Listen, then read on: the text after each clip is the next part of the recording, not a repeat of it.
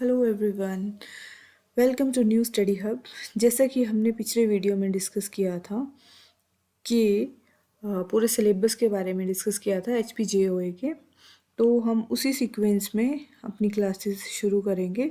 तो हमारी first class है introduction to computer including MCQs, मतलब हम इसमें MCQs भी इंक्लूड करेंगे इस क्लास में। ठीक है, तो चलिए शुरू करते हैं हमारी क्लास। फर्स्ट जो हमारे पास, हमें सबसे पहले, जैसे हमें पता है कि हम तैयारी कर रहे हैं HPJOA की, जो IT की कर रहे हैं कंप्यूटर की। तो वो सबसे पहले तो हमें कंप्यूटर के बारे में सब पता होना चाहिए। तो हम स्टार्टिंग करते हैं, बेसिक से शुरू करेंगे हम। ठीक है, तो सबसे पहले व्हाट इज़ कंप्यूटर, ये क्वेश्चन हमारे दिमाग में अराइज होता है जब भी हम कंप्यूटर का नाम सुनते हैं। पता तो सबको है कि हाँ, कंप्यूटर क्या करता है, कैलकुलेशंस करता है, एक तरह से कैलकुलेशन करता है, प्रोग्रामिंग करता है। ठीक है, तो अब इसमें देखते हैं इसकी definition. The word computer has been derived from Latin language. Latin language से ये वर्ड लिया गया था, और ये वर्ड कंप्यूटर नहीं लिया गया था, ये वर्ड लिया गया था कंप्यूट। ठीक है, फिर कंप्यूट से कंप्यूटर बना। फिर इसकी डेफिनेशन देख लेते हैं। Computer is an electronic device that manipulates data according to the set of instructions. It has ability to store, retrieve and process data.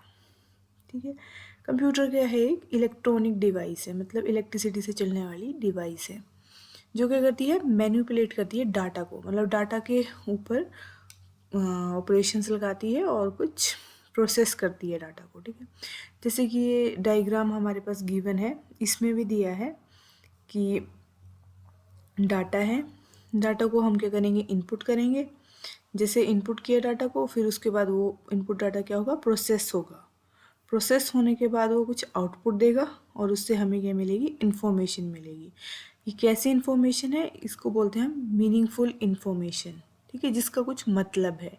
और जो डाटा है वो क्या है? डाटा को हम डिफाइन कर सकते हैं रो फैक्ट्स एंड फिगर्स। लाइक मान लो कि हमारे पास नंबर है कोई भी, 1 2 5 8 नंबर्स हैं और अल्फ़ाबेट हैं ABDE। ठीक है, कुछ भी अल्फ़ाबेट्स हैं, ये क्या कहलाएंगे? डाटा।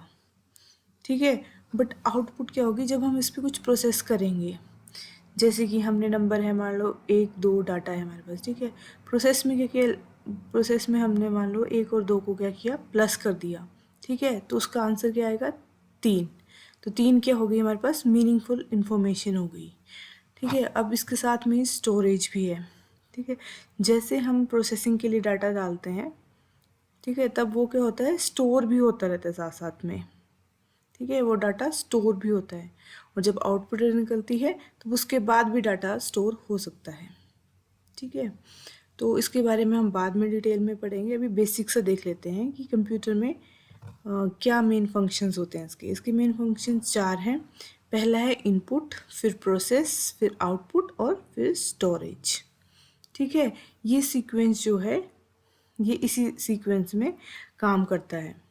पहले इनपुट होगी, फिर उसके बाद वो प्रोसेस होगी, डाटा प्रोसेस होगा, फिर उसके बाद आउटपुट मिलेगी। आउटपुट जो मिलेगी वो स्टोर भी होगी हमारे साथ में। ठीक है, और ये जो स्टोरेज वाला जो पॉइंट है, फोर्थ पॉइंट, ये आउटपुट से पहले भी हो सकता है और आउटपुट के बाद भी हो सकता है। ठीक है, इस चीज़ को ध्यान में रखना। और हाँ, साथ ही में मैं आपको बताना चाहूँगी कि आप जो मैं क्लासेस ले रही हूँ, जो मटेरियल मैं यहाँ पे दे रही हूँ, आपको बता रही हूँ, जिससे आप उसके लिए रेफरेंस बुक्स भी पढ़ सकते हैं। जैसे कि कंप्यूटर फंडामेंटल्स, जो राइटर हैं वो है प्रदीप के सिन्हा, और अरिहंत पब्लिकेशन की है कंप्यूटर अवेयरनेस बुक। ठीक है, अब हम नेक्स्ट देखते हैं फीचर्स ऑफ कंप्यूटर। अब इसके बारे में हम डिस्कस करेंगे क्या फीचर्स हैं इसके। फर्स्ट फीचर है स्पीड। ठीक है, ये बताता है कि इस कंप्यूटर की स्पीड बहुत हाई होती है as computer to human being. ठीक है, अब एक्यूरेसी की बात करें तो सेम होगी, वो भी ज़्यादा एक्यूरेसी होगी ह्यूमन बीइंग के कंपैरिजन में। ठीक है, स्टोरेज की बात करें तो स्टोरेज भी ज़्यादा होगा कंप्यूटर में। अगर हम ह्यूमन बीइंग से कंपैरिजन करते हैं तो क्या होता है कि जैसे हमारे जैसे हमने कुछ याद कर लिया, मेमोरी, हमारी मेमोरी में कुछ टाइम तक स्टोर रहता है वो, पर वो हमेशा के लिए स्टोर नहीं रहता, ठीक है। But in case of computer उसमें क्या होता है, वो हमेशा के लिए स्टोर हो सकता है डाटा हमारे पास, ठीक है। अब फोर्थ जो फीचर है हमारे पास वो है वर्सेटैलिटी। ये बहुत इंपॉर्टेंट फीचर है। कुछ फीचर्स हैं जो मैंने यहाँ पे डिस्क्राइब किए हैं जो कि एग्जामिनेशन पॉइंट ऑफ व्यू से बहुत इंपॉर्टेंट है। तो फर्स्ट जो है वो है वर्सेटैलिटी। वर्सेटैलिटी का क्या मतलब है कि computer can do different types of work simultaneously, they can perform the multiple task at the same time.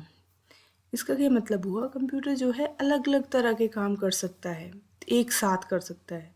जैसे कि एक जगह कंप्यूटर प्लस कर रहा है, एक जगह कंप्यूटर में हमने बैकग्राउंड म्यूज़िक लगाया है, एक जगह हम प्रोग्रामिंग कर रहे हैं। मतलब वो हम एक ही टाइम पे कंप्यूटर से बहुत अलग अलग काम ले सकते हैं, ठीक है। और वो कर भी लेता है, हर काम कर लेता है बिना किसी एरर के। तो उस चीज़ को हम बोलते हैं वर्सेटैलिटी, ठीक है। नेक्स्ट है ऑटोमेशन। ऑटोमेशन का मतलब है कि कंप्यूटर क्या है, एक ऑटोमेटिक मशीन है। ऑटोमेटिक का क्या मतलब होता है कि एक बार कमांड दी और फिर उसने खुद वो करता रहा, उस पर काम किया उसने और हमें आउटपुट दे दी, ठीक है। तो कंप्यूटर में भी ऐसा ही होता है, हम एक बार इनपुट देते हैं, फिर वो डाटा जो भी होता है वो प्रोसेस होता है और उसके बाद आउटपुट मिल जाती है। जब वो डाटा प्रोसेस हो रहा होता है वो कंप्यूटर करता है, ठीक है, वो ऑटोमेटिकली कर देता है। अब नेक्स्ट है डेलीगेंस। डेलीगेंस का मतलब है unlike human beings computer is free from monotony, tiredness, lack of concentration etcetera and can work for hour without creating any error. इसका क्या मतलब है डेलीगेंस का, ये इंपॉर्टेंट वर्ड्स हैं, आप इनको ध्यान में रखिएगा। डेलीगेंस का मतलब होता है कि जो कंप्यूटर है उसमें वो कभी थकता नहीं है काम करने से, ठीक है। और वो जैसे ह्यूमन बीइंग है वो कुछ टाइम के बाद थक जाता है एक ही काम बार बार करके या काम करके, ठीक है। तो और उसकी कंसंट्रेशन भी नहीं रहती है। But in case of computer क्या होता है, वो बहुत घंटों तक एक साथ काम कर सकता है, एक जैसा काम कर सकता है बिना किसी एरर को दिए, ठीक है।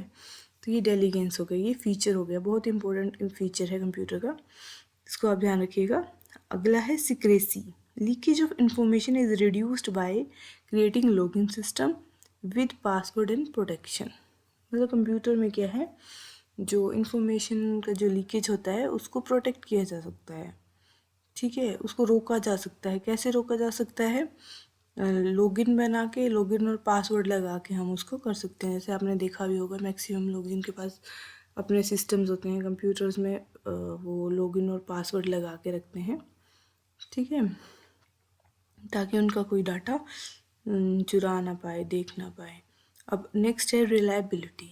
रिलायबिलिटी जो है, रिलायबिलिटी का मतलब है कि वो कितने एक्यूरेट रिजल्ट देता है कंप्यूटर और हम उस पर कितना विश्वास कर सकते हैं, ठीक है।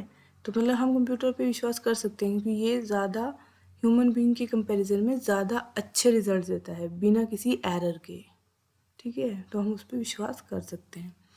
नेक्स्ट है plug and play. Computer have ability to automatically configure in new hardware and software component. इसका क्या मतलब है कि कंप्यूटर जो है उसके पास एबिलिटी है कि जैसे किसी भी हार्डवेयर को जैसे ही कनेक्ट होता है या सॉफ्टवेयर कनेक्ट होता है उसके साथ कंपोनेंट कनेक्ट, तो वो उसको कन्फिगर कर लेता है। फॉर एग्जांपल आपने पेन ड्राइव लगाया अपने लैपटॉप पे, ठीक है, तो उसके एक साथ ही एक पॉपअप सा पॉपअप मेनू हो जाता है, हमारे को डायलॉग बॉक्स जैसा दिख जाता है स्क्रीन पे कि इसका क्या मतलब है, कंप्यूटर ने आपके पेन ड्राइव को कन्फिगर कर लिया, ठीक है। तो ये है कंप्यूटर के फीचर्स। अब नेक्स्ट में हम देखेंगे कंप्यूटर की, अब हिस्ट्री के बारे में पढ़ लेते हैं थोड़ा।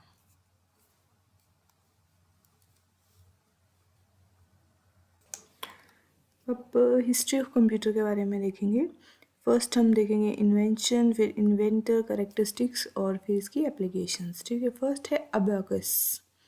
अबाकस क्या हुआ था, इन्वेंट हुआ था 1602 में और इसके इन्वेंटर कौन था, चाइना था। और चाइना में साइंटिस्ट है, उनका नाम था लेडी अडा लवलेज, साइंटिस्ट थी, उन्होंने इसको इन्वेंट किया था अबाकस को।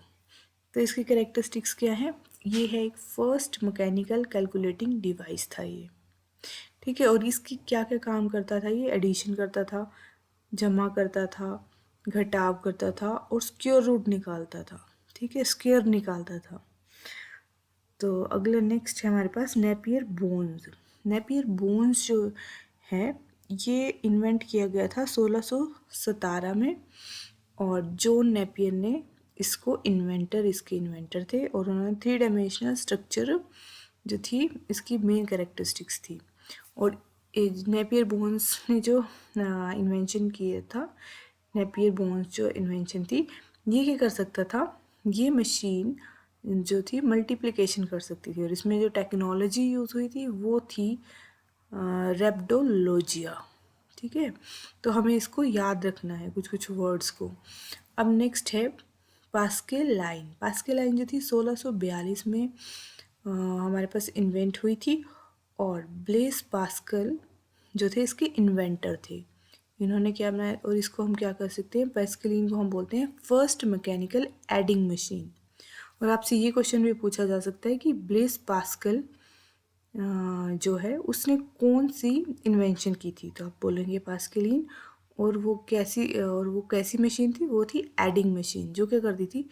एडिंग मशीन है, बट ये क्या करती थी? एडिंग प्लस सब्सट्रैक्शन दोनों करती थी, ठीक है। नेक्स्ट है जैकवर्ड लूम। जैकवर्ड लूम जो है इसको इन्वेंट किया था 1801 में।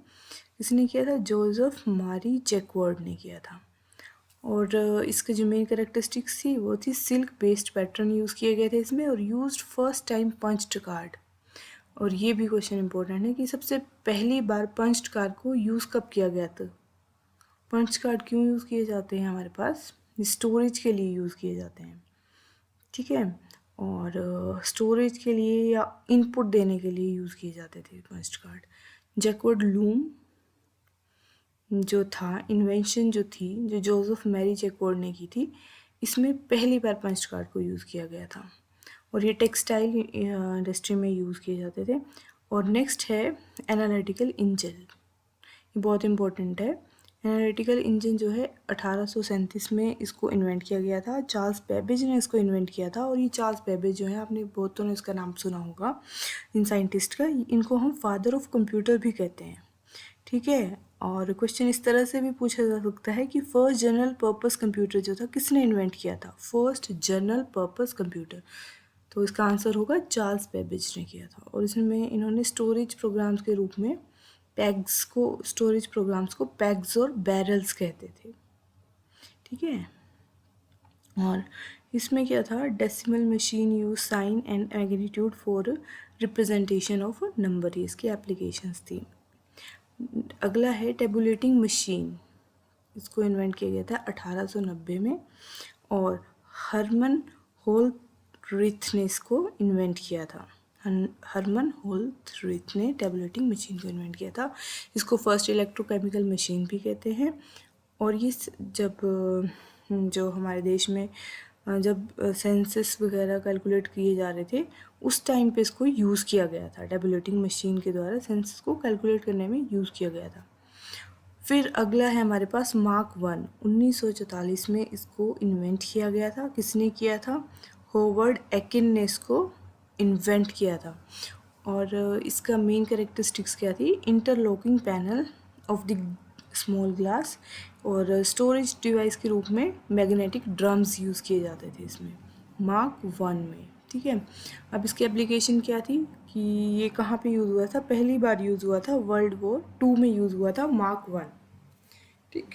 तो ये चीज़ें आपको याद रखनी है, ये क्वेश्चन में पूछ ली जाती है। अब नेक्स्ट है एनिएक। एनिएक जो था वो इन्वेंट किया गया था 1946 में, और ये जेपी एक्वर्ड और जेडब्ल्यू मोचली ने इन्वेंट किया था, जो कि क्या था? First electronic digital computer.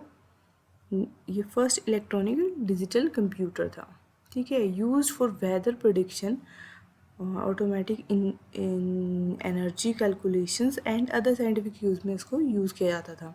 जैसे बारिश कब होगी, वेदर फोरकास्टिंग जैसे होता है, उसके लिए इसको यूज़ किया जाता था एनईएक को। ठीक है, और इसको हम क्या बोल सकते हैं, फर्स्ट इलेक्ट्रॉनिक डिजिटल कंप्यूटर भी बोलते हैं। ठीक है, नेक्स्ट है एडसेक, जो 1949 में इन्वेंट किया गया था जॉन वॉन न्यूमैन ने इसको इन्वेंट किया था। इसको हम फर्स्ट कंप्यूटर जिसने जो स्टोरेज कैपेसिटी प्रोवाइड करवाई थी वो था एडसेक। ठीक है, और ये क्या था, ये था कैपेबल था स्टोर इंस्ट्रक्शंस को स्टोर करने में के लिए कैपेबल था मेमोरी में। ठीक है, तो ये बहुत इंपॉर्टेंट है एग्जामिनेशन पॉइंट ऑफ व्यू से। नेक्स्ट है यूनिवैक, जो 1951 में इन्वेंट किया गया था जेपी एक्कर्ट और जॉन मोचली के द्वारा, और इसको हम first general purpose electronic computer भी कहते हैं। आप नाम याद रखिएगा, जैसे कि ये रिलेट करता है हमारे पास फर्स्ट जनरल पर्पस कंप्यूटर जो चार्ल्स बेबेज ने इन्वेंट किया था, और ये कौन सा है, यूनिवेक है फर्स्ट जनरल पर्पस, ये है इलेक्ट्रॉनिक कंप्यूटर।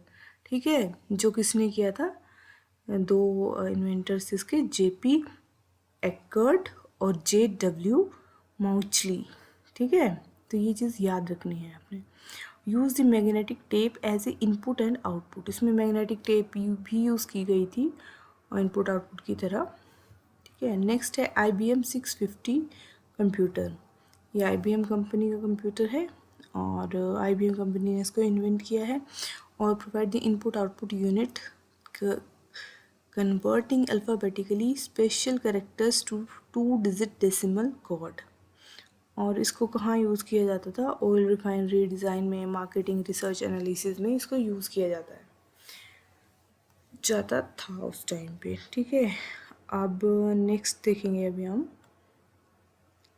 बस इसकी आपको डेट्स याद रखनी है और इन्वेंटर्स के नाम याद रखने हैं, और जो करेक्टरिस्टिक्स हैं, जैसे first general computer purpose computer किसने इन्वेंट किया था, फर्स्ट जनरल पर्पस इलेक्ट्रॉनिक किसने किया था, या तो फर्स्ट टाइम पंच कार्ड कब यूज़ हुए थे, किसने यूज़ किए थे, किस डिवाइस में यूज़ हुए थे, इस तरह के क्वेश्चन पेपर में पूछे जा सकते हैं। अब नेक्स्ट है हमारे पास,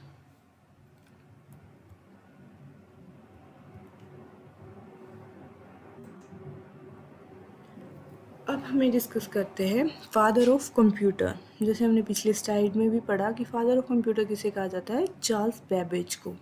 उन्होंने क्या इन्वेंट किया था, फर्स्ट जनरल पर्पस कंप्यूटर और फर्स्ट मैकेनिकल कंप्यूटर। ठीक है, जनरल पर्पस कंप्यूटर को ही क्या कहते हैं, फर्स्ट मैकेनिकल कंप्यूटर भी कहते हैं। ठीक है, अब नेक्स्ट एक क्वेश्चन है, ये 2-3 क्वेश्चन जो हैं, 3 क्वेश्चन जो हैं, ये कंफ्यूज करते हैं कि हमें समझ नहीं आता कि फादर ऑफ कंप्यूटर कौन सा फादर ऑफ कंप्यूटर है। ठीक है, अब नेक्स्ट क्वेश्चन है फादर ऑफ मॉडर्न कंप्यूटर, और फादर ऑफ मॉडर्न कंप्यूटर जो है इसे एलन ट्यूरिंग जो है, मैथीशियन थे ये, एलन ट्यूरिंग, इनको कहा जाता है मॉडर्न कंप्यूटर साइंस के फादर। ठीक है, अब फादर ऑफ डिजिटल कंप्यूटर किसको कहा जाता है, जॉन विंसेंट एटनोसॉफ, इनको कहा जाता है फादर ऑफ डिजिटल कंप्यूटर। इन्होंने क्रिएट की थी ABC लैंग्वेज, ये की थी, जो कि फर्स्ट इलेक्ट्रॉनिकल डिजिटल कंप्यूटर था। ठीक है, मतलब आपको क्वेश्चन पूछे कोई भी कि फादर ऑफ कंप्यूटर कौन है, तो आपको बोलना है Charles Babbage. Father of modern computer कौन है, तो आपको बोलना है एलन ट्यूरिंग। अगर आपको पूछे कि फादर ऑफ डिजिटल कंप्यूटर कौन है, तो आपको बोलना है जॉन विंसेंट एटनोसॉफ। ओके, अब नेक्स्ट स्लाइड की तरफ चलते हैं। अब हम डिस्कस करेंगे जनरेशन्स ऑफ कंप्यूटर। जैसे कि अगर आप कंप्यूटर बैकग्राउंड से हो तो आपको पता होगा कि कंप्यूटर की कुल 5 जनरेशन्स होती हैं। ठीक है, अभी तक 5 जनरेशन्स हैं इसकी। तो generations refer to the state of improvement in development of a system. Generation का क्या मतलब होता है कि कैसे एक साल, जैसे कि हम एग्जांपल ले सकते हैं कि एक साल में जैसे कुछ तरक्की हुई हमारे पास। मान लो कि एक कॉलेज बन रहा था, एक साल में एक कॉलेज की बिल्डिंग जो थी, इंफ्रास्ट्रक्चर जो था वो उतना नहीं बना था, अभी अंडर कंस्ट्रक्शन था। दूसरे साल क्या होता है वो बन जाता है, अगले साल क्या होता है उसका इंफ्रास्ट्रक्चर अंदर से भी फर्नीचर वगैरह उसमें अच्छा हो जाता है। तो मतलब इस तरह से क्या होता है, इम्प्रूवमेंट होती चलती है डेवलपमेंट में।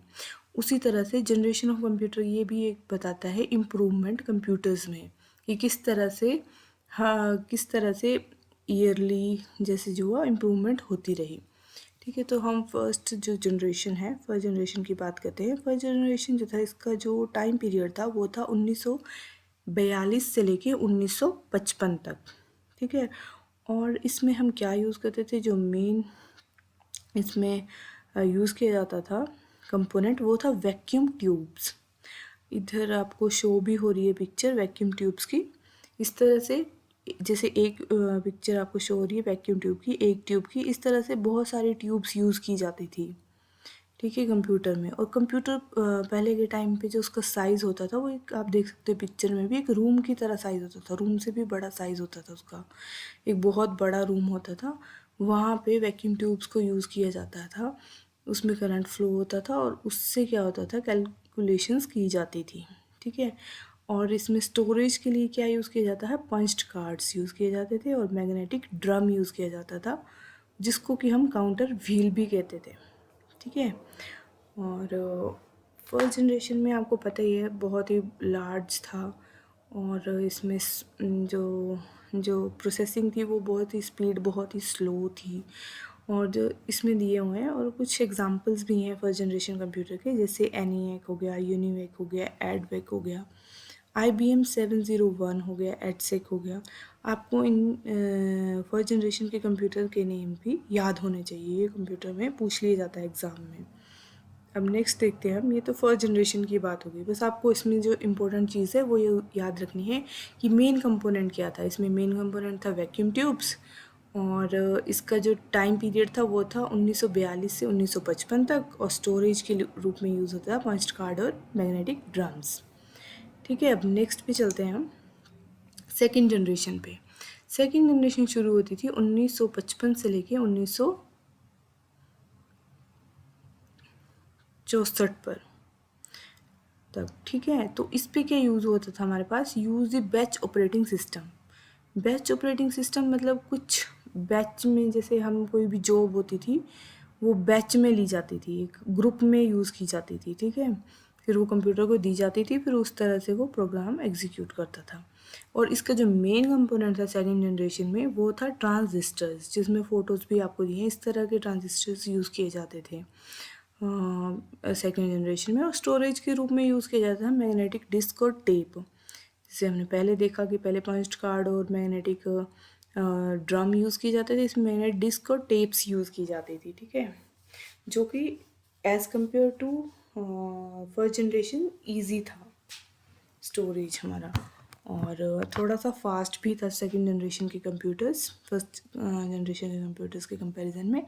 और इसके जो मेन एग्जांपल हैं वो यहाँ नीचे दिए हुए हैं, Honeywell 400, IBM 7030, NCDC 1604, UNIVAC, lark, ये जो थे इसके मेन कंप्यूटर थे सेकंड जनरेशन के। ठीक है, और यही आपसे क्वेश्चन में भी पूछे जाते हैं। आपसे वो क्वेश्चन में पूछ लेगा कि लार्क जो था वो किस जनरेशन का था, या CDC 1604 किस जनरेशन में बना हुआ कंप्यूटर था। फिर इस तरह से क्वेश्चन पूछे जाते हैं। ठीक है, अब नेक्स्ट में चलते हैं हम। अब हमारे पास है थर्ड जनरेशन। ठीक है, थर्ड जनरेशन कब से कब तक थी, 1964 से लेके 1975 तक हम थर्ड जनरेशन को मानते हैं। इसका जो मेन कंपोनेंट था वो था इंटीग्रेटेड सर्किट और आईसीज, जिनको आज भी यूज़ किया जाता है। ठीक है, तो आईसीज यूज़ की जाती थी। अब आईसीज क्यों यूज़ की जाती थी, क्योंकि ये जो हमारे सेकेंड जनरेशन में यूज़ होता था हमारे पास ट्रांजिस्टर्स, उनसे फास्ट होती थी। और इस पे देख के भी रखा हुआ है कि जैसे आईसीज की अलग अलग क्लासिफिकेशंस भी हैं, like SSI small scale integration, MSI medium scale integration, LSI large scale integration, और VLSI very large scale integration. ठीक है, इसमें इंटीग्रेशन में बताया गया है कि जैसे सबसे स्मॉल है इसमें 3 to 30 गेट्स होंगे पर चिप में। मतलब जैसे कि आपको यहाँ पे पिक्चर में दिख रही है एक चिप है, तो इसमें जो गेट्स का काउंट होगा वो क्लासिफिकेशन के हिसाब से वेरी करेगा। गेट क्या होता है हमारे पास, जैसे जो कंप्यूटर बैकग्राउंड के नहीं है उनको नहीं समझ में आ रहा होगा, गेट्स होते हैं हमारे पास, लॉजिक्स होते हैं। आप मान के चलो जैसे 0 1, जैसे आपको पता है कि कंप्यूटर जो है वो सिर्फ 0 और 1 की भाषा समझता है। ठीक है, 0 1 की भाषा मतलब बाइनरी डिजिट्स को समझता है। 0 और 1 दो ही बाइनरी डिजिट्स हैं। सो हमारे गेट्स जो हैं वो उसी पे काम करते हैं। ठीक है, तो उसके बारे में इधर बताया गया है। और जो फर्स्ट थर्ड जनरेशन कंप्यूटर थे इसमें SSI और MSI ही यूज़ किए गए थे। जो बाकी के LSI VLSI जो हैं वो फोर्थ में भी यूज़ किए गए हैं, फोर्थ जनरेशन में यूज़ किए गए हैं। अब यहाँ पे एक इम्पोर्टेंट नोट है कि थर्ड जनरेशन में क्या था, time sharing operating system use किया जाता था। इसका क्या मतलब है कि each task is given some time to execute and all task are given time so that all process run seamlessly without any problem. Time sharing system का क्या मतलब है कि आपको हर टास्क के लिए एक स्पेसिफिक टाइम, छोटा छोटा टाइम दे दिया गया था हर प्रोसेस को एग्जीक्यूट होने के लिए। मान लो आपके पास 5 प्रोसेसेस हैं और पांचों प्रोसेसेस को 2 2 मिनट का टाइम मिला है एग्जीक्यूट होने के लिए। ठीक है, तो जैसे पहली प्रोसेस आती है, जैसे 2 मिनट का टाइम हो जाता है तो वो क्या होती है, वो बाहर चली जाती है और नेक्स्ट जो है वो एग्जीक्यूट होने के लिए आ जाती है। ठीक है, तो इसमें टाइम शेयरिंग का बहुत इंपॉर्टेंट कॉन्सेप्ट ऐड हो चुका था। अब नेक्स्ट देखते हैं हम फोर्थ जनरेशन। ठीक है, फोर्थ जनरेशन का जो टाइम पीरियड था वो था 1975 से लेके 1979 तक, 1989 तक था। ठीक है, तो इसका जो मेन कंपोनेंट था वो था माइक्रो प्रोसेसर, जो आपको पिक्चर में भी दिख रहा होगा। और मेन कंपोनेंट माइक्रो प्रोसेसर था, और जिसको स्टोरेज डिवाइस के रूप में जो यूज़ की जाती थी, फ्लॉपी डिस्क भी यूज़ की जाती थी इसमें। ठीक है, मैग्नेटिक डिस्क और मैग्नेटिक टेप्स, ड्रम्स वगैरह वो तो फर्स्ट जनरेशन से ही यूज़ किए जा रहे थे। ठीक है, बट फोर्थ जनरेशन में क्या ऐड हो गया, फ्लॉपी डिस्क ऐड हो गई हमारे पास। ठीक है, अब और उसके साथ ही क्या ऐड हो गया, GUI, ग्राफिकल और graphic user interface. Graphic user interface मतलब आपको अब कंप्यूटर में ग्राफिक्स दिखते थे, जैसे कि आपको इधर दिख रहा होगा कि विंडो में आइकन्स दिखते हैं। ठीक है, जैसे विंडो का आइकन हो गया, हमारे पास कंप्यूटर का आइकन हो गया, ब्राउज़र का आइकन हो गया, माइक्रोसॉफ्ट ऑफिस का आइकन हो गया। इस तरह के आइकन अब हमें दिखते हैं। ठीक है, तो ये इसको हम क्या कहते हैं, जैसे कंप्यूटर में अभी भी हम देखें हमें जो आइकन्स दिखते हैं डेस्कटॉप पे उनको GUI इंटरफेस कहते हैं। ठीक है, तो इसकी इन्वेंशन हो गई थी फोर्थ जनरेशन में हो गई थी, मतलब 1975 से लेके 1989 के बीच में इसकी इन्वेंशन हो गई थी। और इसमें LSI, जैसे हमने पहले डिस्कस किया कि लार्ज स्केल इंटीग्रेशन और very large scale integration use की गई। अब नेक्स्ट है फिफ्थ जनरेशन। फिफ्थ जनरेशन का मतलब है 1979 और 89 से लेके प्रेजेंट तक जो भी अभी हम टेक्नोलॉजी यूज़ कर रहे हैं वो फिफ्थ जनरेशन में ही आती हैं सारी। लाइक जैसे अभी इंटरनेट यूज़ हो रहा है, मेन मेमोरी, रैम, रोम यूज़ होती है। अब जिसमें नेक्स्ट अगला जो कॉन्सेप्ट है वो आर्टिफिशियल इंटेलिजेंस का भी यूज़ हो रहा है। तो ये सारी फिफ्थ जनरेशन में आती हैं। तो इधर एक चार्ट है, इससे भी हम देख लेंगे। फर्स्ट सेकेंड इसमें पूरी तरह से डिस्क्राइब किया हुआ है। और इसमें सबसे इम्पोर्टेंट है ये सम रिप्रेजेंटेटिव सिस्टम्स, मतलब जो इसकी जो ये थे हमारे पास किस इस जनरेशन में हर जनरेशन के कंप्यूटर्स के नाम ये आपको याद होने चाहिए। ठीक है, ये क्वेश्चन में पूछे जाते हैं। और जैसे इसकी कुछ की करेक्टरिस्टिक्स हैं, जैसे कि फर्स्ट जनरेशन की हैं, बल्कि था, बहुत बड़ा था साइज़ में। सेकंड में क्या हुआ, वो थोड़ा छोटा हुआ, मतलब पर as compare to first generation थोड़ा स्मॉलर हुआ उसका size, but rest of other computers के हिसाब से वो उतना ही बड़ा था। और थर्ड में फिर छोटा होता गया, फिर फोर्थ में और साइज़ और छोटा हो गया, और फिफ्थ में तो नोट पैड्स आ गए और साइज़ छोटा हो गया। ठीक है, तो इस तरह से हम देख लेंगे, इसमें इस चार्ट से भी आप पढ़ लेना। अब हम इसके कुछ MCQs करेंगे इम्पोर्टेंट, जो एग्ज़ाम में आते हैं और कुछ एग्ज़ाम्स में भी आए हैं पहले के एग्ज़ाम्स में। ठीक है, तो जैसे हम यहाँ से शुरू करते हैं। ओके, तो जैसे फर्स्ट क्वेश्चन है हमारे पास, the word computer has been derived from which of following languages. Which of following language, किस भाषा से हमारा कंप्यूटर वर्ड डिराइव हुआ है। तो हमने पहली स्लाइड में ये पढ़ा था कि ये किससे हुआ था हमारे पास, लैटिन से। लैटिन भाषा से हमारे पास ये इन्वेंट हुआ था कंप्यूटर वर्ड। तो इसका आंसर क्या होगा, लैटिन। ठीक है, अब है नेक्स्ट हमारे पास, input and output processing devices group together represent an. जब इनपुट आउटपुट प्रोसेसिंग यूनिट सब साथ में ग्रुप हो जाती हैं तो क्या रिप्रेजेंट करती हैं, वो रिप्रेजेंट करती हैं, ऑप्शंस के हैं आपके पास, mobile device, information processing cycle, cycle board और कंप्यूटर सिस्टम।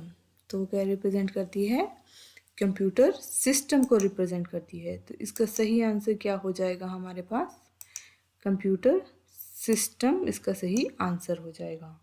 ठीक है, अब नेक्स्ट क्या है, which of following is correct order of 4 major functions of a computer. ठीक है, कौन से मेजर फंक्शंस हैं कंप्यूटर के, तो आपको उसको ऑर्डर बताना है। ठीक है, तो इसमें क्या है हमारे पास, फर्स्ट ऑप्शन है प्रोसेस, आउटपुट, इनपुट, स्टोरेज। ऐसा नहीं होता ना, प्रोसेस सबसे पहले प्रोसेस थोड़ी ना होगा, सबसे पहले इनपुट आता है। ठीक है, फिर अब फर्स्ट तो वैसे ही कैंसिल हो गया, अब सेकंड पे पहुंचे हम तो इनपुट, हाँ ठीक है, ये इनपुट के एकदम बाद आउटपुट नहीं आता। ठीक है, ये आपने देखा कि इनपुट के बाद प्रोसेस आता है, तो ये भी कैंसिल हो गया। अब थर्ड क्या है, प्रोसेस, इसमें भी फर्स्ट पे प्रोसेस है तो ये भी कैंसिल हो गया। ऑप्शन क्या बचता है, फोर्थ ऑप्शन बचता है, जो क्या है, इनपुट, फिर प्रोसेस होगा, फिर आउटपुट होगा, फिर स्टोरेज होगा। ठीक है, तो इस तरह से हम कह सकते हैं यहाँ पे कि इसका जो करेक्ट आंसर है वो है फोर्थ। अब नेक्स्ट क्वेश्चन है, collecting the data and converting it into the information is called. क्या कहते हैं इसको हम, प्रोसेसिंग कहते हैं, कंपाइलिंग कहते हैं, इंपोर्टिंग कहते हैं, एक्सपोर्टिंग कहते हैं, नन ऑफ दीज बोलते हैं। तो इसके बारे में भी हमने पढ़ा, इसको हम क्या कहते हैं, इसको हम कहते हैं प्रोसेसिंग। ठीक है, अब नेक्स्ट क्या है हमारे पास, computer can not perform input, output, thinking और प्रोसेसिंग। अब आपको इसमें से देखना है, इन ऑप्शन में से कौन सी चीज़ जो है कंप्यूटर नहीं करता है। तो कौन सी चीज़ नहीं करता है कंप्यूटर, यस, थिंकिंग नहीं करता है। कंप्यूटर सोच नहीं सकता है, जो हम उसको करने को काम देंगे वो करेगा। ठीक है, जो हम उसको कमांड देंगे वही वो कर सकता है, वो अपने दिमाग से नहीं सोच सकता है। अब नेक्स्ट क्वेश्चन देखते हैं, computer can not perform which of following functions. Computer कौन से फंक्शन जो है वो परफॉर्म नहीं कर सकता है। जैसे एडिशन हो गया, इसमें हमारे पास ऑप्शन है addition, subtraction, bake a cake, division and none of these. तो इसका सही आंसर होगा 3, है ना, होगा ना। कंप्यूटर केक नहीं बना सकता है, ठीक है, उसके लिए ह्यूमन बीइंग को ही केक बनाना पड़ेगा। नेक्स्ट क्वेश्चन है, part number, description and number of parts ordered are examples of. ये किसके एग्जाम्पल्स हैं, और आप देख सकते हैं क्वेश्चन IBPS के क्लरिकल में भी आया था, तो ये इंपॉर्टेंट क्वेश्चन हैं सारे। ठीक है, तो किसके एग्जाम्पल हैं, number of parts ordered, control के हैं, आउटपुट के हैं, फीडबैक के हैं, प्रोसेसिंग के हैं या इनपुट के हैं। ठीक है, तो हम क्या कह सकते हैं ये किसके हैं, ये है इनपुट। ठीक है, जैसे हमें पता है इनपुट क्या होते हैं, नंबर होते हैं, रो फैक्ट्स होते हैं, फिगर्स होते हैं। ठीक है, तो ये क्या है हमारे पास एग्जाम्पल, इनपुट का एग्जाम्पल है। नेक्स्ट क्वेश्चन है, बेनिफिट्स ऑफ कंप्यूटर्स आर। क्या कंप्यूटर के बेनिफिट्स हैं, very fast and can store the large amount of data. Next है, प्रोवाइड द एक्यूरेट आउटपुट इधर इनपुट इज करेक्ट और not. Think about the processing and all of above. देखो अब इसमें ये पूछा कि कंप्यूटर के क्या बेनिफिट हैं, कि सबसे पहले तो हम देखेंगे थर्ड वाले ऑप्शन को, think about the processing. Computer कभी नहीं सोचता प्रोसेसिंग के बारे में, वो क्यों सोचेगा, ठीक है। तो थर्ड तो गलत है, ठीक है। अगर थर्ड गलत है तो मतलब फोर्थ भी गलत होगा, मतलब ऑल ऑफ अबव नहीं आ सकता है। अब नेक्स्ट है सेकंड को, अगर हम देखेंगे तो इसमें आता है कि provide accurate output, either input is correct और नॉट। ये ज़रूरी नहीं है, अगर इनपुट करेक्ट नहीं होगी तो आउटपुट एक्यूरेट कैसे होगी, ठीक है। तो ये गलत ऑप्शन है, तो फर्स्ट ऑप्शन जो बचता है वही इसका करेक्ट ऑप्शन है।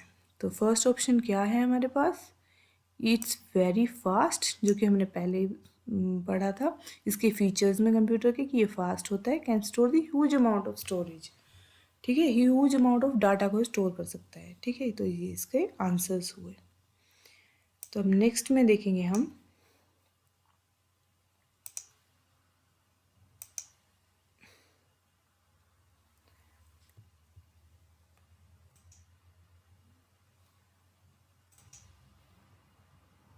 चलिए अब नेक्स्ट स्लाइड देखते हैं। नेक्स्ट क्वेश्चन है, a collection of unprocessed item is, option है इसके, information, data, memory, reports and none of these. क्या पूछा इसने कि क्या चीज़ की कलेक्शन होगी, कलेक्शन ऑफ अनप्रोसेस्ड आइटम, जो अभी तक प्रोसेस नहीं हुई है आइटम्स, उसको हम क्या कहेंगे। तो जैसे हमने पहले भी पढ़ा था कि जैसे कंप्यूटर में क्या है, जैसे इन्फॉर्मेशन है, जैसे इधर ऑप्शन दिया होता है, इन्फॉर्मेशन कब मिलती है हमें, जब डाटा किसी भी आइटम के ऊपर कोई प्रोसेस होती है, ठीक है। और मेमोरी से तो इसका कोई लेना देना ही नहीं है, रिपोर्ट से भी लेना देना नहीं है। तो इसका करेक्ट आंसर क्या होगा हमारे पास, इसका करेक्ट आंसर होगा डेटा, क्योंकि हम डेटा जो है उसको क्या करते हैं, इनपुट करते हैं, फिर वो इनपुट करते हैं डेटा को, तो फिर उसके बाद वो प्रोसेस होता है, ठीक है। पर जब उसको प्रोसेस करने से पहले जो डाटा होता है वो अनप्रोसेस्ड होता है, तो इसका आंसर होगा डेटा। नेक्स्ट है, which among the following cycle consist of an input, processing, output and storage as its constituents, ठीक है। अब इसमें पूछा है कि फॉलोइंग साइकिल, इनमें से कौन सी जैसी साइकिल है जिसमें इनपुट भी है, प्रोसेसिंग भी है, आउटपुट भी है एंड स्टोरेज भी एक साथ में काम करते हैं, ठीक है। एक साथ हम उसको देख सकते हैं इन सब के साथ में। तो प्रोसेसिंग है, आउटपुट है, स्टोरेज है, इनपुट है और डाटा है, इसके ऑप्शन हमारे पास। मतलब हमें इसमें से ऐसी कोई साइकिल देखनी है जिसमें हम इन चारों को यूज़ कर सकें, ठीक है। इनपुट में तो इनपुट यूज़ होगी, स्टोरेज में स्टोरेज होगा, आउटपुट में आउटपुट होगी, डाटा में डेटा होगा। बट प्रोसेसिंग में हम क्या ले सकते हैं, सबको ले सकते हैं, क्योंकि प्रोसेस किसको करेंगे, हम इनपुट को प्रोसेस करेंगे, और प्रोसेस करने के बाद हमें क्या मिलेगी, आउटपुट मिलेगी, और जो प्रोसेसिंग के टाइम पे जो डाटा स्टोर होगा वो स्टोरेज पे जाएगा। तो मतलब हर जगह से प्रोसेसिंग जो है वो हमारे पास इंटरकनेक्ट है इन चारों साइकिल में प्रेजेंट चारों ऑप्शंस के, ठीक है। तो हमारे पास जो करेक्ट आंसर होगा वो होगा प्रोसेसिंग, ठीक है। तो प्रोसेसिंग इसका सही आंसर है। नेक्स्ट क्वेश्चन है, fill in the blanks, is data that has been organized and presented in meaningful fashion, ठीक है। ऐसी कौन सा डाटा है जो ऑर्गेनाइज्ड और प्रेजेंट होता है मीनिंगफुल वे में। मीनिंगफुल वर्ड जब आ जाता है आपके पास, ठीक है, मीनिंगफुल वर्ड जब आ जाता है ना आपके पास, इसका मतलब है कि यहाँ इन्फॉर्मेशन की बात हो रही है हमारे पास, किसकी बात हो रही है, इन्फॉर्मेशन की बात हो रही है। तो इसका डायरेक्ट आंसर हो जाएगा इन्फॉर्मेशन, ठीक है। ओके, नेक्स्ट है अभी हमारे पास क्वेश्चन, डाटा और information use to run the computer is called, data और इन्फॉर्मेशन जो हमारे को यूज़ होती है कंप्यूटर को रन करने के लिए, उसको हम क्या कहते हैं। और हमारे पास ऑप्शन है हार्डवेयर, सीपीयू, पेरिफेरल, सॉफ्टवेयर और नन ऑफ दीज। तो इसका सही आंसर होगा सॉफ्टवेयर, ठीक है। और इसके बारे में हम बाद में डिस्कस करेंगे, पर फिलहाल के लिए इस क्वेश्चन का आंसर होगा सॉफ्टवेयर। नेक्स्ट क्वेश्चन है the step and tasks needed to process data such as a responses to questions or clicking an icon are called.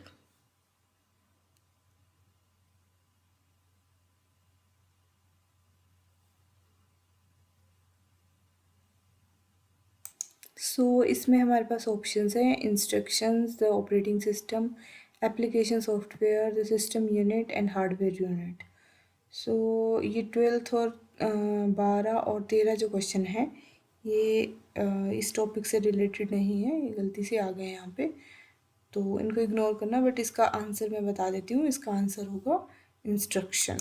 ठीक है, क्योंकि जो स्टेप्स होते हैं जो डाटा को प्रोसेस करने के लिए यूज़ किए जाते हैं, जितने भी स्टेप्स, उनको हम क्या कहते हैं, इंस्ट्रक्शंस कहते हैं। ठीक है, अब नेक्स्ट क्वेश्चन की तरफ देखते हैं हम। नेक्स्ट क्वेश्चन है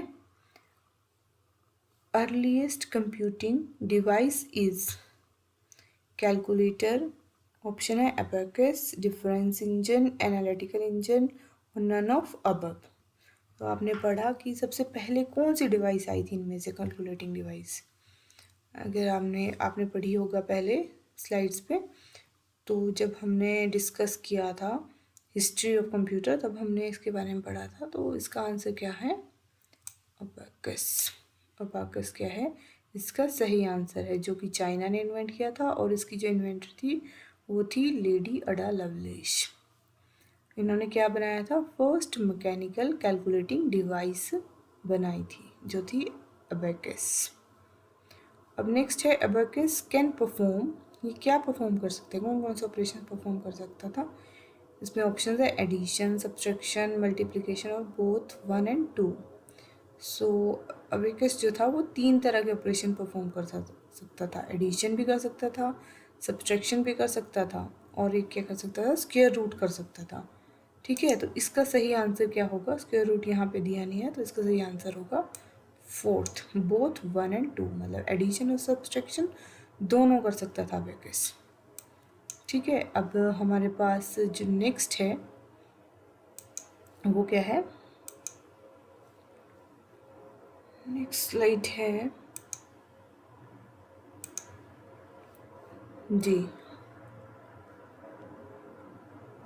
नेक्स्ट क्वेश्चन होता है हमारे पास 16th क्वेश्चन है Napier's technology used for calculating और कैलकुलेशंस कॉल्ड, उसको क्या कहते थे हम, कौन सी टेक्नोलॉजी यूज़ होती थी नेपियर्स वाले में।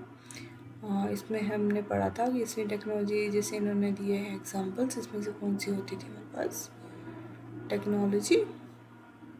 जी हाँ, इसमें यूज़ होती थी रेप्डोलॉजिया, जो हमने पहले भी पढ़ा है स्लाइड में। ठीक है, वही क्वेश्चंस हैं मैक्सिमम, तो ये इंपॉर्टेंट क्वेश्चंस हैं।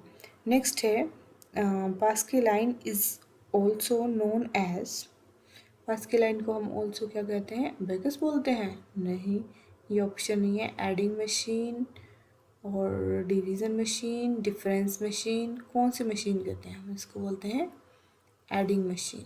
ठीक है, तो इसका जो करेक्ट आंसर है हमारे पास वो हो जाएगा एडिंग मशीन। अब नेक्स्ट है हमारे पास पंच्ड कार्ड, चलो इसको हम मार्क कर देते हैं, ये था एडिंग मशीन।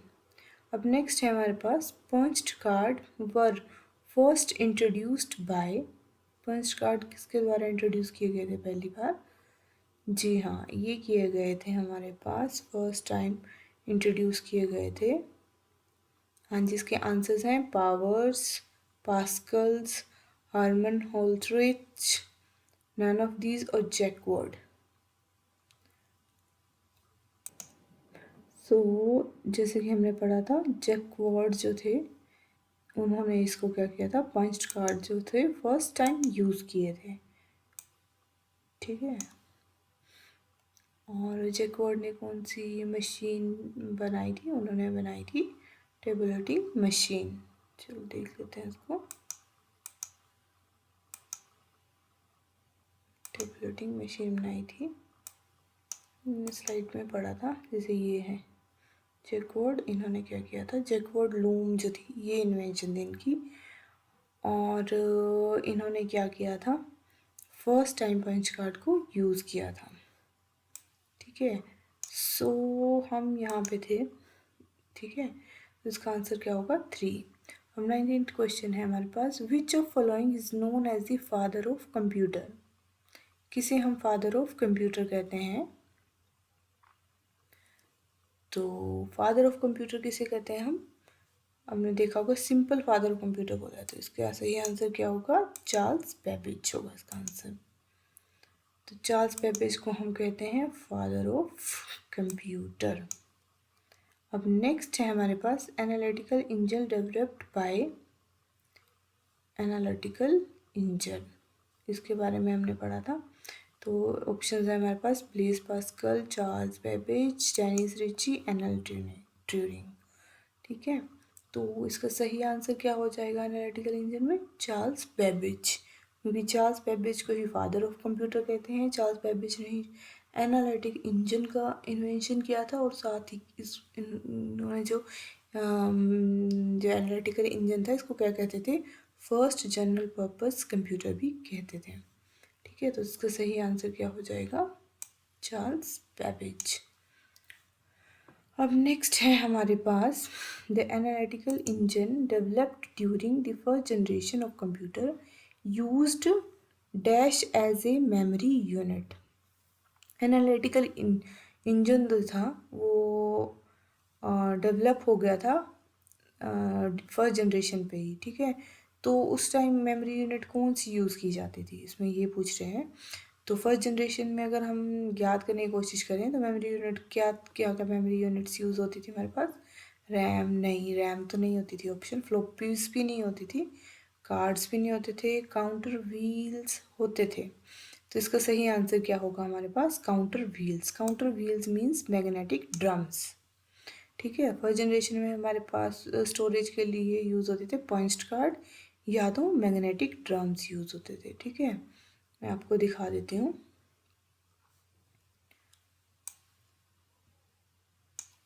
ये ठीक है, ये यहाँ पे हमारे पास क्या है, ये मैग्नेटिक ड्रम्स है और काउंटर व्हील है, ये फर्स्ट जनरेशन में यूज़ होते थे।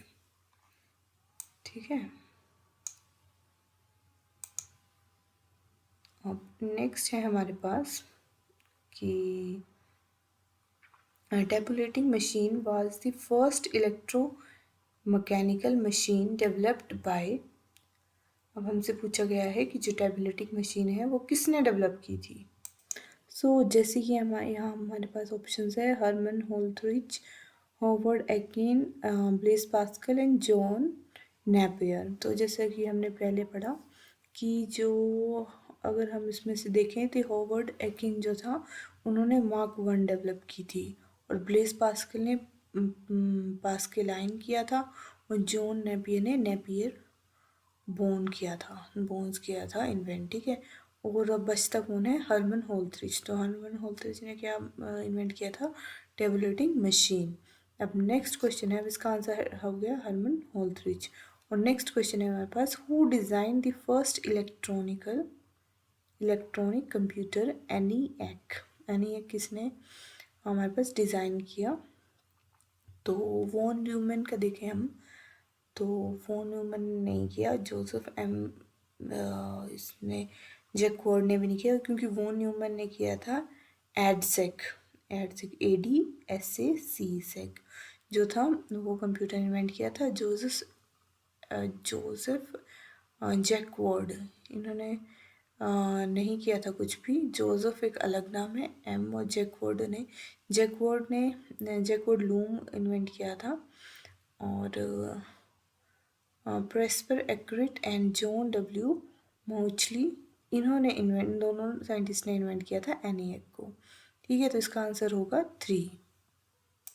ठीक है, तो यहाँ पे इसको हम मार्क कर देते हैं ऐसे, इसका आंसर है 3, और इसका आंसर था हरमन होल्थरिच।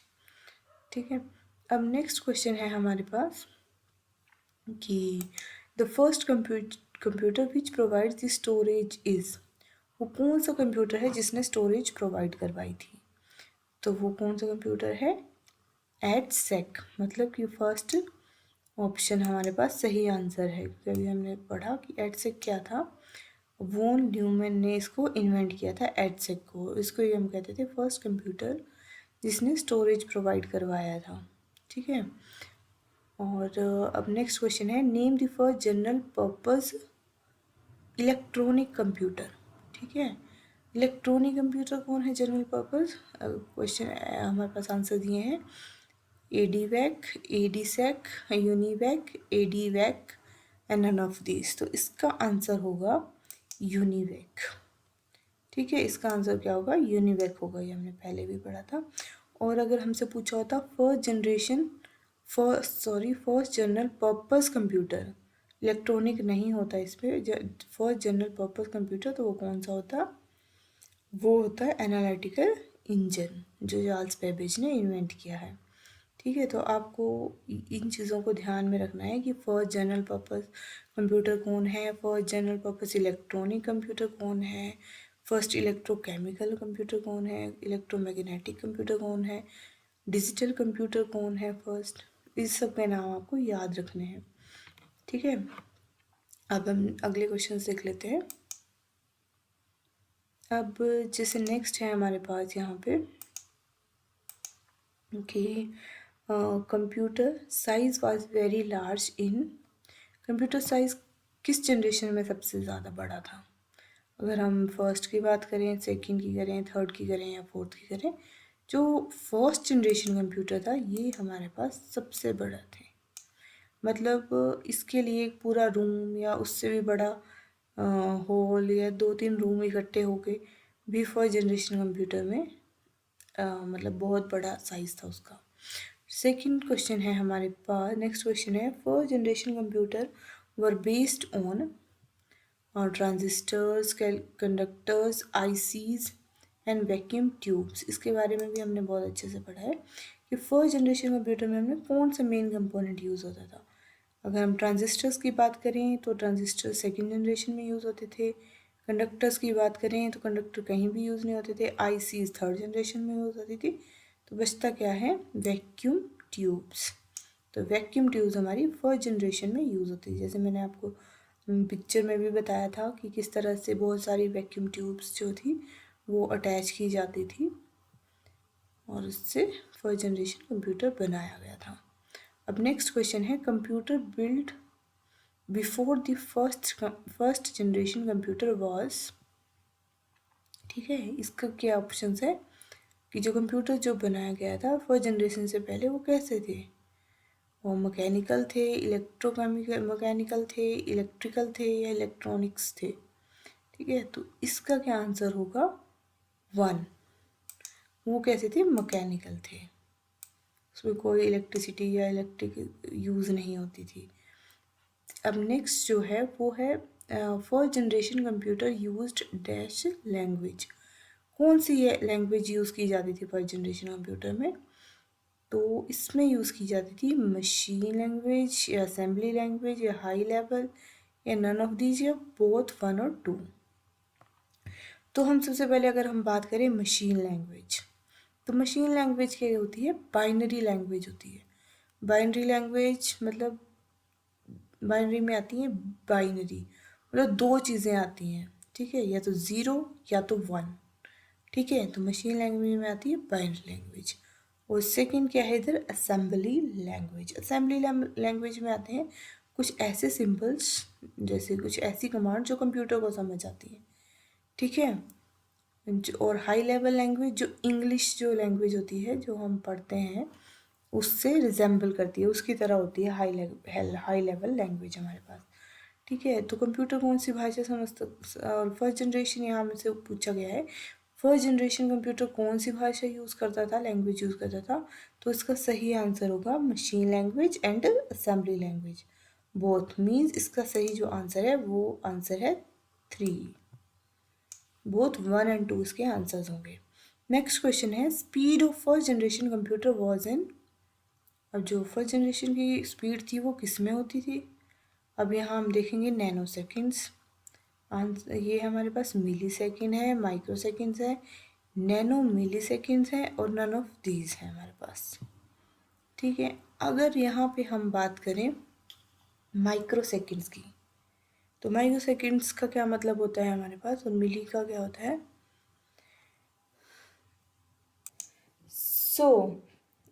तो इसमें क्या है कि नैनो सेकेंड जो होते हैं उसका मतलब होता है 10⁻⁻⁹,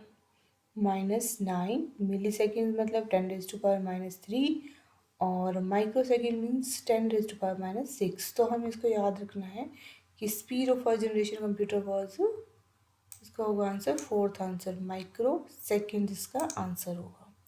ठीक है, अब नेक्स्ट क्वेश्चन है कि period of second generation computer was, क्या पीरियड था सेकेंड जनरेशन ऑफ कंप्यूटर का हमारे पास, किस से किस ईयर में हमारे पास सेकेंड जनरेशन जो थी वो जो थी सेकेंड जनरेशन के कंप्यूटर्स डेवलप किए गए थे। फर्स्ट जनरेशन के थे 1942 टू 1955, और ये थे 1955 से लेके कहाँ तक थे, 55 से लेके 64 तक थे। तो यहाँ पे अगर आप ऑप्शन देखें तो 46 से शुरू होते हैं, 40 से 57, तो ये इसका सही आंसर है। ठीक है, 1956 से 63 तक हम इसकी सेकेंड जनरेशन को काउंट करते हैं कंप्यूटर की। अब नेक्स्ट क्वेश्चन है हमारे पास, time sharing became possible in dash generation of computers. किस जनरेशन में यूज़ होती थी टाइम शेयरिंग, हमने पढ़ा था बहुत अच्छे से, ये होती थी थर्ड जनरेशन में यूज टाइम शेयरिंग। ठीक है, टाइम शेयरिंग मतलब जो भी प्रोसेसेस थी उनको अपना एक छोटा छोटा टाइम दे दिया गया था और जिस पे वो एग्जीक्यूट होती थी जो भी जॉब्स हैं। नेक्स्ट क्वेश्चन है, इंटीग्रेटेड चिप्स और ICs were started to use from which generation of computers. Integrated chips जो हैं किस जनरेशन में यूज़ की जाती थी, तो इसका सही आंसर है फर्स्ट जनरेशन में वैक्यूम ट्यूब्स होती थी, सेकंड में होते थे ट्रांजिस्टर्स यूज, थर्ड में होती थी आईसीज यूज, है ना। तो इसका आंसर है थ्री इसका सही आंसर है। और इसकी फोर्थ जनरेशन में क्या यूज़ होता था, माइक्रो प्रोसेसर, और फिफ्थ जनरेशन में आर्टिफिशियल इंटेलिजेंस यूज़ होती थी। तो आईसीज कहाँ यूज़ होती थी, थर्ड जनरेशन में यूज़ होती थी हमारे पास। ठीक है, तो अब हम नेक्स्ट क्वेश्चन है हमारे पास, chip is a common nickname for an, chip जो है किसका कॉमन नेम होता है इनमें से, ट्रांजिस्टर का होता है, रजिस्टर का होता है, इंटीग्रेटेड सर्किट का होता है, सेमीकंडक्टर का होता है, नन ऑफ दीज का होता है। तो इसका सही आंसर होगा इंटीग्रेटेड आईसीज, को हम चिप्स भी बोल देते हैं। ठीक है, और ये चिप्स किससे बनी होती है हमारे पास, इसके बारे में बाद में बात करेंगे। ठीक है, सिलिकॉन से बनी होती है चिप्स। और अब नेक्स्ट क्वेश्चन है हमारे पास, the third generation computer were made with, third generation के कंप्यूटर किससे बने होते थे हमारे पास, तो हमने अभी अभी देखा ये चीज़ कि ये होते थे इंटीग्रेटेड सर्किट, तो इसका आंसर हो जाएगा इंटीग्रेटेड सर्किट। ठीक है, अब नेक्स्ट क्वेश्चन है हमारे पास, इंटीग्रेटेड सर्किट आईसी और chips used in computer are made up of, किससे बने होते थे, ये मैंने अभी अभी आपको बताया, ये बने होते थे सिलिकॉन से। ठीक है, अब नेक्स्ट क्वेश्चन है, complete electronic circuit with transistor and other electronic components on the small silicon chip are called, क्या कहते थे हम उसको, जब जो ट्रांजिस्टर्स और कुछ और इलेक्ट्रॉनिक कंपोनेंट जो होते थे वो सिलिकॉन चिप के ऊपर रखे जाते थे, तो उसको हम क्या कहते थे, अभी अगेन सेम क्वेश्चन है हमारे पास, तो उसको हम कहते थे इंटीग्रेटेड सर्किट। ठीक है, आईसी ही है वो चिप, तो इसका आंसर भी क्या होगा, आईसी, सॉरी, इसका आंसर आईसी होगा। ठीक है, और यहाँ पे हमने आंसर्स भी दे के रखे हैं। And thank you for watching our video, और नेक्स्ट लेक्चर के लिए आप सब्सक्राइब कर लीजिएगा चैनल को, और नेक्स्ट जो होगा उसमें हम जो आगे का जो सिलेबस है वो कंप्लीट करेंगे। ठीक है, थैंक यू।